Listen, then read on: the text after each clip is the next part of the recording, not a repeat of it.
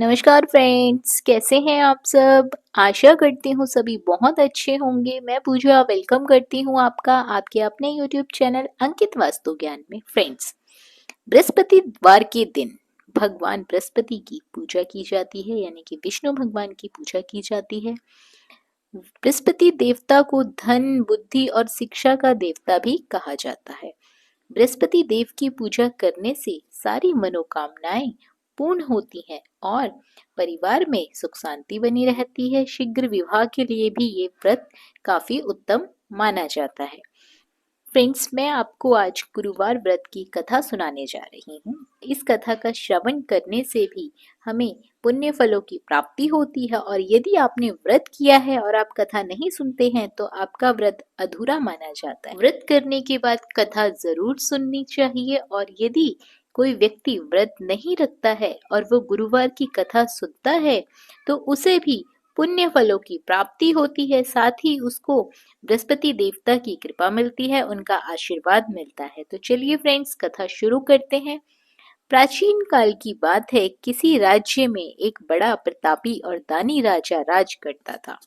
वह प्रत्येक गुरुवार को, यानी कि हर वीरवार को, हर गुरुवार को और गरीबों को दान करवाता था। इससे उसको पुण्य की प्राप्ति होती थी। परंतु यह बात उसकी रानी को बिल्कुल भी अच्छी नहीं लगती थी। वह ना तो व्रत करती थी और ना ही किसी को एक पैसा भी दान में देती थी, और राजा को भी ऐसा करने से मना करती थी। एक समय की बात है, राजा शिकार खेलने के लिए जंगल में चले गए। घर पर रानी और दासी ही थे। उसी समय गुरु बृहस्पति देव साधु का रूप धारण कर दरवाजे के सामने भिक्षा मांगने आए। साधु ने जब रानी से भिक्षा मांगी तो वे कहने लगे, हे साधु महाराज, मैं इस दान और पुण्य से तंग आ गई हूँ। आप कोई ऐसा उपाय बताएं जिससे कि सारा धन नष्ट हो जाए और मैं आराम से रह सकूं। बृहस्पति देवता ने कहा, हे देवी, तुम बड़ी विचित्र हो। संतान और धन से कोई दुखी होता है भला? अगर अधिक धन है तो आप इसे शुभ कार्यों में लगाओ, कुंवारी कन्याओं का विवाह करवाओ, विद्यालय बनवाओ, बाग बगीचों का निर्माण करवाओ, जिससे कि तुम्हारे दोनों लोग सुधर जाएं। परंतु साधु की इन बातों से रानी को खुशी नहीं हुई। उसने कहा कि मुझे ऐसे धन की आवश्यकता नहीं है जिसे मैं दान दूं और जिसे संभालने में मेरा सारा समय नष्ट हो जाए। ऐसा धन मुझे बिल्कुल नहीं चाहिए। तब साधु ने कहा कि यदि तुम्हारी ऐसी ही इच्छा है तो मैं जैसा तुम्हें बताता हूँ तुम वैसा ही करना। गुरुवार के दिन तुम घर को गोबर से लीपना, अपने केशों को यानी कि अपने बालों को पीली मिट्टी से धोना, बालों को धोते समय स्नान करना, राजा से हजामत बनवाने को कहना, यानी कि शेविंग करवाने को कहना, भोजन में मांस मदिरा खाना, कपड़ा धोबी के यहाँ धुलने डाल देना। इस प्रकार 7 बृहस्पतिवार को यदि तुम ऐसा करती हो तो तुम्हारा सारा धन नष्ट हो जाएगा। इतना कहकर साधु रूपी बृहस्पति देव अंतर्ध्यान हो गए। साधु के अनुसार कही बातों को पूरा करते हुए रानी को केवल 3 बृहस्पतिवार ही बीते थे कि उसकी समस्त धन संपत्ति नष्ट हो गई। भोजन के लिए राजा का परिवार तरसने लगा। तब एक दिन राजा ने रानी से बोला कि हे रानी, तुम यहीं रहो, मैं दूसरे देश को जाता हूँ, क्योंकि यहाँ पर मुझे सभी लोग जानते हैं, इसलिए मैं कोई छोटा मोटा कार्य यहाँ पर नहीं कर सकता हूँ। ऐसा कहकर राजा परदेश चला गया। वहां वह जंगल से लकड़ियां काट कर लाता और शहर में बेचता। इस तरह से वो अपना जीवन व्यतीत करने लगा।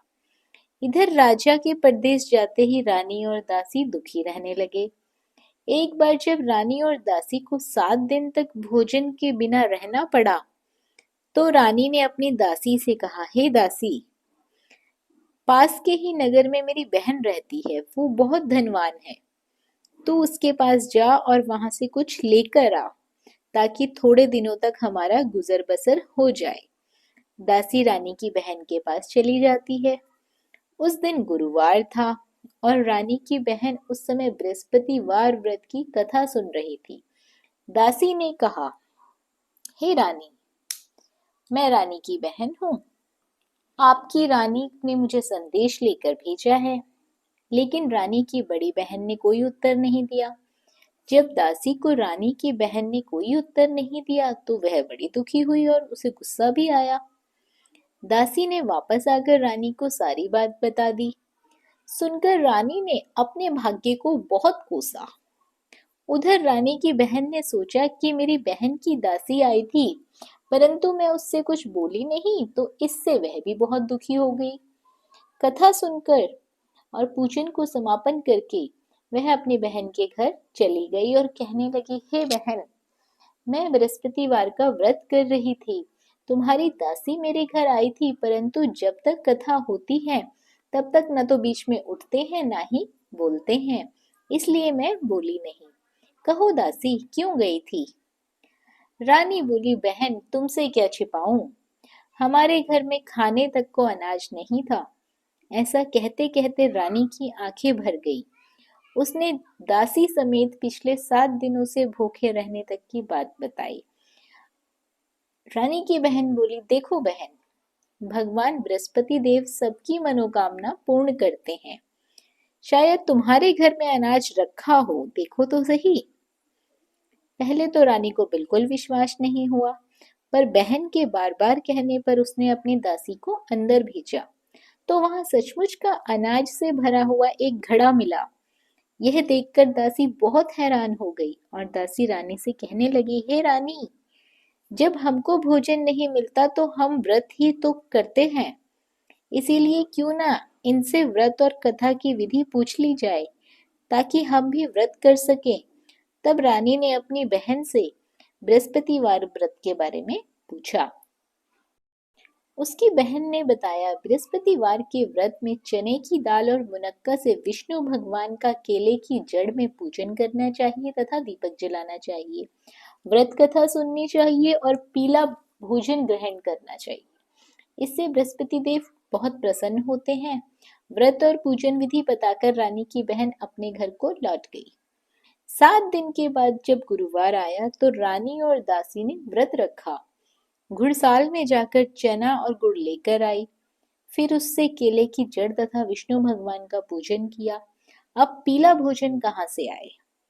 इस बात को लेकर दोनों बहुत दुखी थे, क्योंकि उन्होंने तो व्रत कर रखा था। इसीलिए बृहस्पति देव उनसे प्रसन्न थे, इसलिए वे एक साधारण व्यक्ति का रूप धारण करके 2 थालियों में सुंदर पीला भोजन दासी को दे गए। भोजन पाकर दासी बहुत प्रसन्न हुई और फिर रानी के साथ मिलकर भोजन ग्रहण करने लगी। उसके बाद वे सभी गुरुवार को व्रत और पूजन करने लगे। बृहस्पति भगवान की कृपा उनके ऊपर बरसने लगी और उनके घर में धन और संपत्ति आती गई। परंतु रानी फिर से पहले की तरह आलस करने लगी। तब दासी बोली, देखो रानी, तुमने पहले भी इसी प्रकार का आलस किया था। तुम्हारे धन रखने में तुम्हें कष्ट होता था, इस कारण सभी धन नष्ट हो गया था। अब जब भगवान बृहस्पति की कृपा से धन मिल रहा है तो फिर तुम इतना आलस क्यों कर रही हो? रानी को समझाते हुए दासी ने कहा कि बड़ी मुसीबतों के बाद हमने यह धन पाया है, इसीलिए हम इसे दान पुण्य में लगाएंगे, भूखे मनुष्य को भोजन कराएंगे और धन को शुभ कार्यों में खर्च करेंगे, जिससे तुम्हारे कुल का यश बढ़ेगा, तुम्हें स्वर्ग की प्राप्ति होगी और पितृ भी प्रसन्न होंगे। दासी की बात मानकर रानी अब धन को शुभ कार्यों में खर्च करने लगी। इससे उस एक दिन रानी अपने मन में विचार करने लगी कि न जाने राजा किस दशा में होंगे, उनकी कोई खबर भी नहीं। उन्होंने श्रद्धा पूर्वक बृहस्पति भगवान से प्रार्थना की कि राजा जहां कहीं भी हो शीघ्र वापस आ जाए। उसी रात्रि बृहस्पति देव ने राजा को स्वप्न में दर्शन दिए और कहा, हे राजा, उठ, तेरी रानी तुझको याद करती है, अपने देश को लौट जा। राजा प्रातःकाल उठा और जंगल से लकड़ी काटने के लिए जंगल की ओर चल पड़ा। जंगल से गुजरते हुए उसने विचार किया कि रानी की गलती से उसे कितने दुख भोगने पड़े। राजपाट छोड़कर जंगल में आकर रहना पड़ा। जंगल से लकड़ी काटकर शहर में बेचकर गुजारा करना पड़ा और अपनी दशा को याद करके व्याकुल होने लगा। उसी समय राजा के पास बृहस्पति देव साधु के वेश में आकर बोले, हे लक्कड़हारे, तुम इस सुनसान जंगल में किस चिंता में बैठे हो, मुझे बताओ। यह सुनकर राजा के नेत्रों में आंसू भर आए। साधु की वंदना कर राजा ने अपनी संपूर्ण कहानी उसे सुना दी। महात्मा दयालु होते हैं। वे राजा से बोले, हे राजा, तुम्हारी पत्नी ने बृहस्पति देव के प्रति अपराध किया था, जिसके कारण तुम्हारी यह दशा हुई है। अब तुम चिंता मत करो, भगवान तुम्हें पहले से अधिक धन देंगे। देखो, तुम्हारी पत्नी ने बृहस्पतिवार का व्रत शुरू कर दिया है। अब तुम भी बृहस्पतिवार के व्रत में चने की दाल, गुड़ और मुनक्का से विष्णु भगवान का केले के वृक्ष में पूजन करना तथा दीपक जलाकर कथा सुनना। उस दिन एक ही समय भोजन करना, लेकिन भोजन में पीले पदार्थ को जरूर रखना। भगवान तुम्हारी सब कामनाओं को पूरा करेंगे। साधु की बात सुनकर राजा बोला, हे प्रभु, लकड़ी बेचकर तो इतना पैसा नहीं बचता जिसके उपरांत मैं भोजन कर सकूं। मैंने रात्रि में अपनी रानी को व्याकुल देखा है। मेरे पास कोई साधन नहीं जिससे उसका समाचार जान सकूं। फिर मैं कौन सी कहानी कहूं, मुझे यह भी मालूम नहीं है। साधु ने कहा, हे राजा, मन में बृहस्पति देव भगवान के पूजन व्रत का निश्चय कर लो। वे स्वयं तुम्हारे लिए कोई राह बना देंगे। बृहस्पतिवार के दिन तुम रोजाना की तरह लकड़ियां लेकर शहर में जाना।